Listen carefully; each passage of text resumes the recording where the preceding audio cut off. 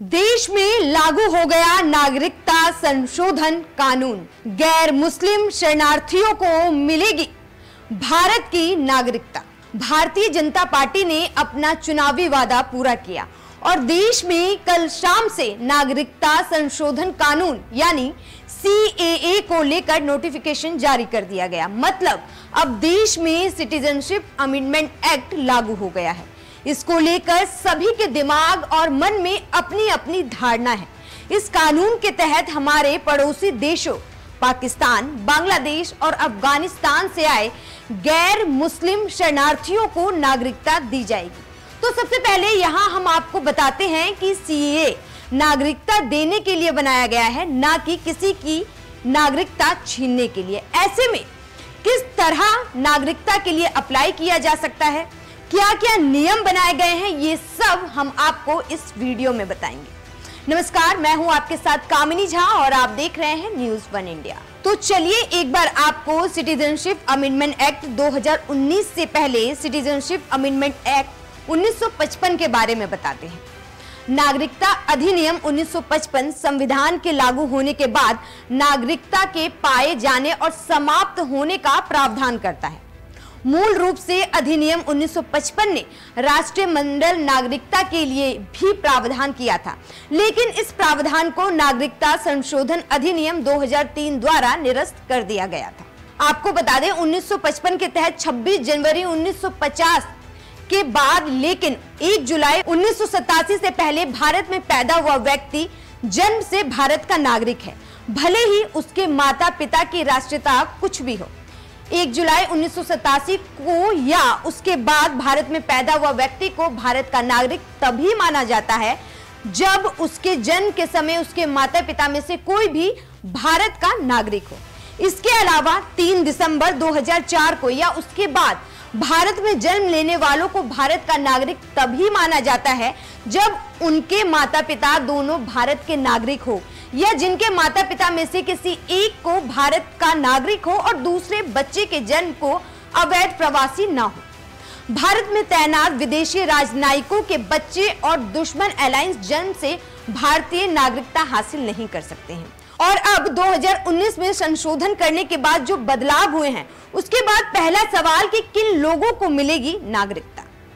ऐसे शरणार्थियों को नागरिकता दी जाएगी जो 31 दिसंबर 2014 से पहले भारत में आकर बस गए थे। आवेदकों को वो साल बताना होगा जब उन्होंने यात्रा दस्तावेज के बिना भारत में प्रवेश किया था। भारत में आने का दिन, भारत में आने के लिए वीजा या इमिग्रेशन स्टैम्प समेत अन्य जानकारी भी देनी होगी। वहीं इसके बाद दूसरा सवाल है कि CAA को लेकर अप्लाई कैसे करेंगे। तो वेब पोर्टल पर आपको जाना होगा, सारी प्रक्रिया ऑनलाइन की जाएगी। ऑनलाइन आवेदन करने होंगे। सबसे पहले आवेदन जिला कमेटी के पास जाएगा, फिर वो एमवर्ड कमेटी को भेजी जाएगी। अधिकार प्राप्त कमेटी नागरिकता पर फैसला लेगी। इसके प्रमुख डायरेक्टर सेंसस ऑपरेशन होंगे, 7 अन्य सदस्य भी इसमें होंगे। इसमें IB, foreign, regional registration office, post office और अन्य राज्य सूचना अधिकारी भी शामिल होंगे। CAA में नागरिक के लिए क्या दस्तावेज जरूरी है। भारत की नागरिकता हासिल करने के लिए ऑनलाइन फॉर्म में शेड्यूल 1A के तहत 9 तरह के दस्तावेज मांगे गए हैं, जबकि शेड्यूल 1B के तहत 20 तरह के दस्तावेज और शेड्यूल 1C के तहत शपथ पत्र यानी एफिडेविट देना होगा। सबसे पहले ये बताना होगा कि इन तीनों देशों के गैर मुस्लिम शरणार्थी हैं आप, यानी वहां के निवासी हैं। इसके लिए वहां के पासपोर्ट, जन्म प्रमाण पत्र, शैक्षणिक प्रमाण पत्र, ड्राइविंग लाइसेंस, जमीन से जुड़े दस्तावेज दिखाने होंगे।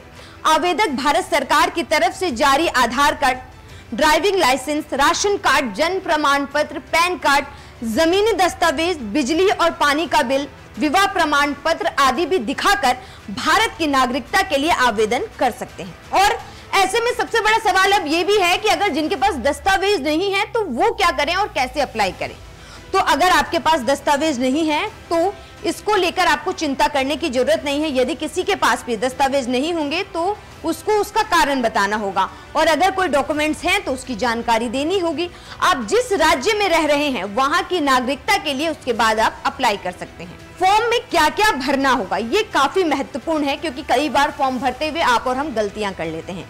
ऑनलाइन फॉर्म में आपको अपने माता पिता या पति का नाम, भारत में कब से रह रहे हैं और कहां से हैं, कौन से देश से आए हैं और यहां कहां रह रहे हैं, भारत में आने के बाद क्या काम कर रहे हैं और किस धर्म से आप संबंध रखते हैं। शादीशुदा और गैर शादीशुदा के लिए अलग अलग फॉर्म है। वेब पोर्टल पर इसके लिए अलग से फॉर्म भरे जाएंगे। यदि भारत आने के बाद किसी भारतीय से आपने शादी की है तो उसके बारे में भी आपको जानकारी देनी होगी।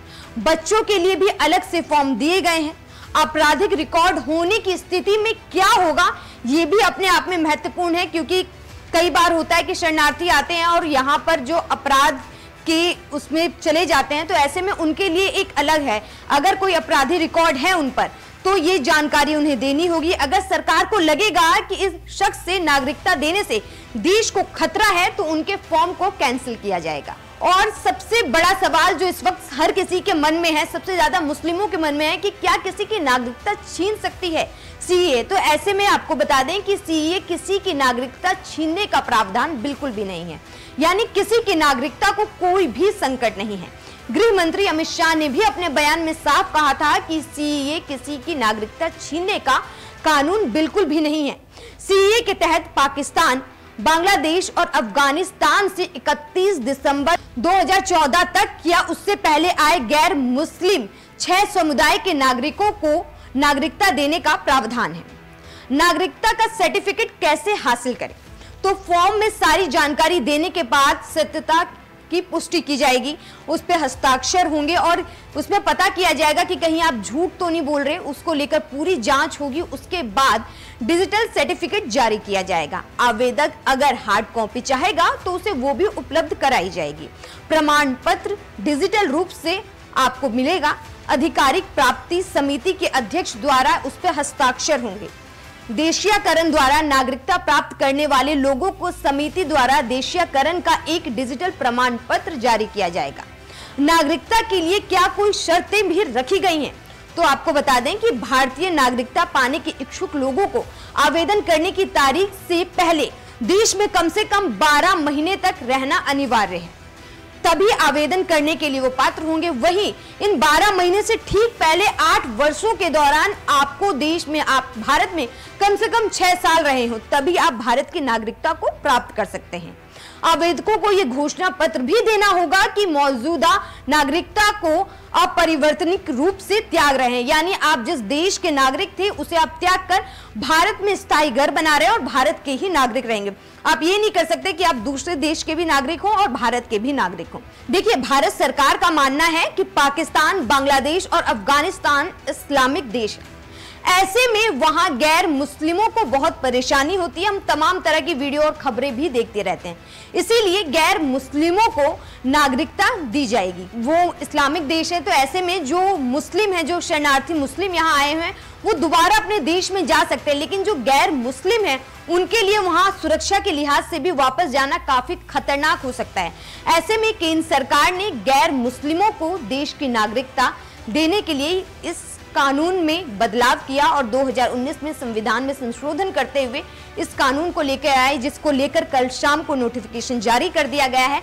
और अब हर कोई गैर मुस्लिम जो भी 31 दिसंबर 2014 तक हमारे देश में आ चुके हैं, वो सभी हमारे देश की नागरिकता के लिए अप्लाई कर सकते हैं। और इन सभी बिंदुओं को आपको ध्यान से देखकर अपने फॉर्म को भरना है, जिससे कि आपकी एप्लीकेशन को कोई भी कैंसिल ना कर सके और आपको देश की नागरिकता आसानी से मिल जाए। इस मुद्दे को लेकर और इस वीडियो को लेकर आपकी क्या राय है, हमें कमेंट बॉक्स में जरूर बताएं। और इसी तरह की तमाम खबरों और वीडियो को देखने के लिए हमारे YouTube चैनल को सब्सक्राइब कीजिए। नमस्कार।